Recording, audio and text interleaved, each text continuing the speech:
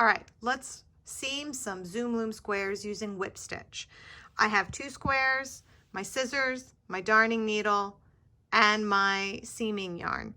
Now I have gone ahead and pre-cut my seaming yarn, which you have to do with whip stitch. So how do I know I'm gonna have enough? Is that I cut a piece roughly 3 times as long as my seam. Okay, so 1, 2, 3.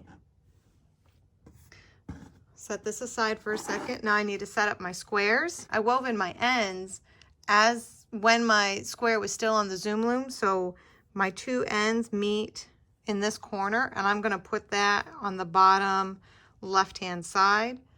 Look at this. Here are the 2 ends that meet in this corner. That'll go on the bottom left hand side. Now I know that my squares are lined up the same way. And doing it this way makes sure that your bumps and, let's call them hills and valleys, do not exactly align. So where there is a hill on one square, it tucks into a valley on the square that it's about to be seamed to.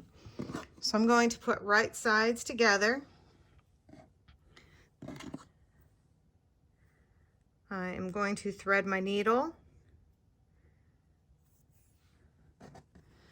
Okay, so the square in front has 2 hills and then a valley. The square in back has 1 hill and then a valley. So I'm going to go into the first hill of the front square and the only hill of the back square. And I'll leave a tail to weave in later. I like to go through the first and last seam twice just to make sure it's super secure. Then the second hill in the front square, and in the back square I'm going to go past a valley and into the first hill of the next bump. Keep my yarn on top. I'm going to come back over. Now I'm going to go past a valley in front and into the first hill, and in back I'm going to go into the second hill of that pair. Bring my yarn in front. I'm now into the second hill of the pair in front. I'm going to go past a valley and into the first hill of the square in back. Bring my yarn in front. Now I'm going into a first hill and a second hill, a second hill and a first hill, a first and a second and a first, a first and a second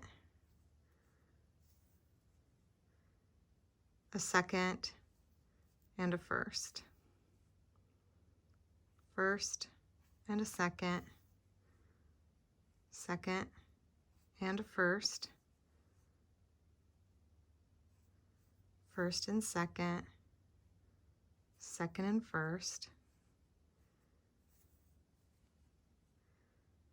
first and second, and I'm at the end, so we'll go ahead and into that one twice.